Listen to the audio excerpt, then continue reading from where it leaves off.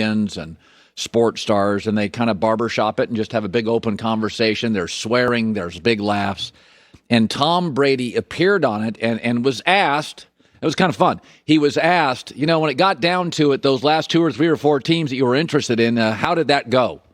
One of the teams, and they weren't interested at the very end. I was thinking, you're sticking with that mother? All right, who's he dogging? So Tom wanted to go to a team. Who was he dogging? Now, let's just run through it. Many people think it's Garoppolo. It's not Garoppolo. Garoppolo just been to a Super Bowl. Okay, Garoppolo and Brady have the same agent, a really nice guy, smart guy. I know him, Don Yee. You're not going to dog Garoppolo on television because Don Yee, Garoppolo, and Brady, there's a commonality there. That's not who he's dogging. Trust me on that. You could say the Chargers, because there were a lot of rumors with the Chargers. Well, the Chargers, remember Tom said, stick with somebody. They weren't sticking with somebody. They were moving off Phillip Rivers, and they wanted Brady. In fact, in a weird moment of fate, I actually called the Chargers and told them Brady signed with Tampa. And their reaction was, oh, damn, let me call Don Yee. It wasn't the Chargers. It wasn't Tennessee. There were rumors about Tennessee because Tannehill had just beaten Brady and was red hot, and you would look silly saying, that guy, he just beat you and played well. It wasn't the Colts because they weren't sticking with anybody. They had just acquired Phillip Rivers, but they were interested in Brady. He wasn't really that interested in them. And then there's the Saints. That was talked about. Drew and Tom are very respectful, about as respectful as, competitors can be. They really like each other. He would never say that about Drew Brees. It's also not Derek Carr because Brady wasn't interested facing Patrick Mahomes twice a year with a Raiders bad roster. And he's not, West Coast was always a challenge, and that got in the way for the Chargers too. It was West Coast, right? It felt like too far west, and they have a bad roster. First year in Vegas, Gruden. So Tom Brady liked 3 teams. This I know. Tampa, where he signed, the Chargers. He liked their weapons. He liked their roster, but it was West Coast, and that hurt. And Chicago. He was into Matt Nagy, like Tampa, good enough offensive line, number 1 receiver, Allen Robinson, good defense, big city. You figuring out who it is? It's Mitch Trubisky. He really considered 3 teams. He considered Tampa, the Chargers, and Chicago. He wasn't going to go to San Francisco. Garoppolo, Don Yee there. He'd just been to a Super Bowl. The Colts, it's Peyton Manning's team. Chargers, Raiders, mostly out west. Tom wanted to stay on the coast he's been playing on. It is a shot at Mitch Trubisky, who, for the record, is now a backup. So what Tom is saying as the GOAT to a now backup is a reasonable thing to say. Wasn't Tannehill, not Derek Carr. Derek Carr and Tannehill can play. Those guys can play. Garoppolo, by the way, for all the criticism he gets, we know Kyle Shanahan's a great coach. Kyle Shanahan's won like 18 to 20% of his games when Garoppolo doesn't start. Garoppolo can play. Tom was with him for 3 years. He can play. He got to a Super Bowl. His only year is standing up in San Francisco. He got to a Super Bowl.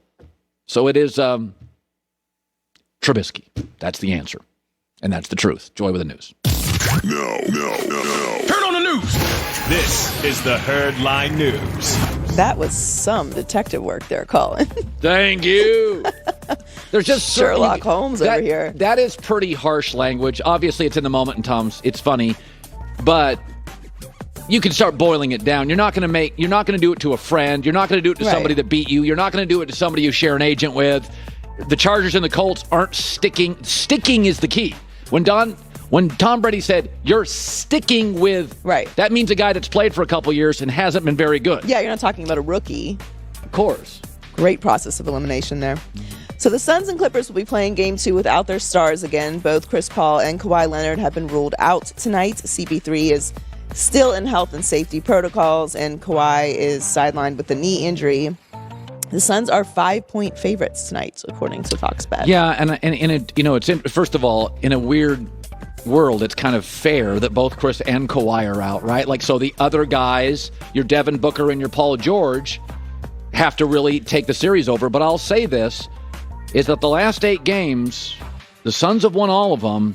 That's a tough place to play. And though the Clippers did overcome 2-0 deficits the previous 2 times, we have not seen a team since Chris Paul has been healthy in the playoffs and on the floor.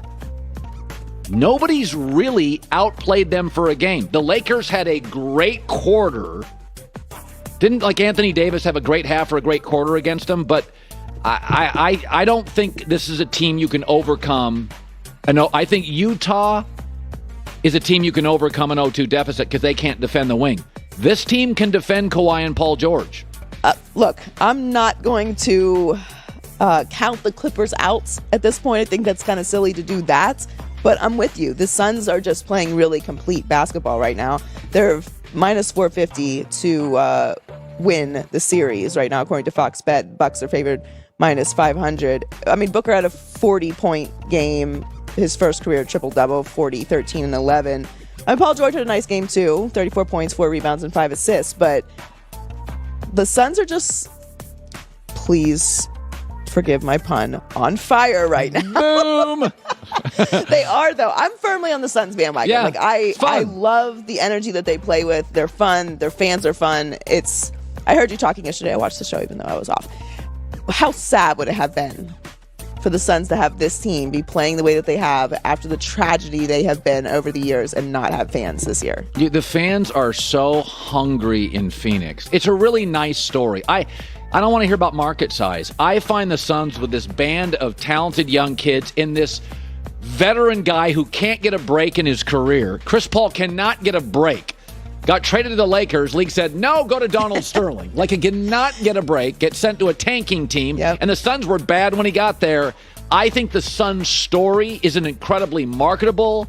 I love it. I love the Suns story. And that's not, I want to give the Clippers their credit where it's due. Me and you both wrote them off after Kawhi was ruled out, and they've been playing with a lot of heart, and I'm happy for Ty Lue, but I'm on the Suns bandwagon right now. So there were high hopes for the Nets with KD, Kyrie, and Harden all together this season. Obviously, they fell short of their goal, lost to the Bucks in the second round. And while GM Sean Marks didn't call the season a failure, he is expecting some changes this offseason. Inevitably, there's going to be change here. That's the tough thing with pro sports. You'd love continuity throughout and so forth, but there's going to have to be changes, and they may not all be because of a decision that we decide to make. Our players have to make these decisions too. We'll come together as a collective group, and again, the opportunity for them and the opportunity for us is to go out there and put the best Brooklyn Nets team forward to start training camp next season. Well, they got to get a better bench, because what's happening, Joy, is they have no bench, and therefore you're asking players with injury histories to play absurd minutes. It's just not. Kevin Durant, at this point in his career, is 33 a night. That's it, not 43. No, I couldn't agree more. We know what Harden doesn't really have an injury history like that, but KD does, and obviously Kyrie does. You're not going to move off of the three of them. Yeah. He talked a little bit about it, said it's too early to discuss their futures, but they're obviously committed to them. We know that. They're under contract for another season, the three of them, and a player option heading into 22-23. But that's the core. But you're absolutely right. When you have this kind of history, you have enough data to know you need a stronger bench. Now, they lost Spencer Dinwiddie, who I thought would have been huge for them with all of these injuries, but he's reportedly is going to decline his player option. Jeff Green, Tyler Johnson, Bruce Brown Jr., and Blake Griffin are all free agents this offseason. I'm with you. You have to figure out a way to get a much stronger bench. And that's not to say that this is going to happen again, because I don't think that this level of injury we're going to see again next year. Obviously, there's always injuries, but shortened off season, condensed season, everyone's dealt with it. We know that. I do think there will be less injuries next year, but you can't count on this, especially late into the season. Yeah. I don't look at the Nets season as a complete failure. Obviously, they had championship expectations, but the injuries were astounding across the board with the Nets and across the league, obviously. But you can't overcome that no matter how many stars you have in your team. The Lakers season, Anthony Davis showed up out of shape. That's kind of on the player. That's disappointing. Kyrie and Kevin Durant had injuries because they've been a little brittle in their career. Now, Harden had to play himself in shape, but he was great in the regular season. The Lakers season, to me, feels like a disappointment. This feels like what happens when you put a super team together and have literally no bench and one guy gets hurt. And if you look at the history of super teams, they don't win their first year. They just don't. They don't. So they needed some more time. I do think they'll be back next year, but they definitely have to fix their bench.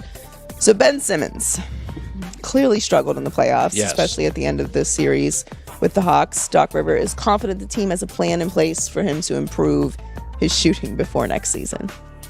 I believe, without going in detail what we're doing, I believe we know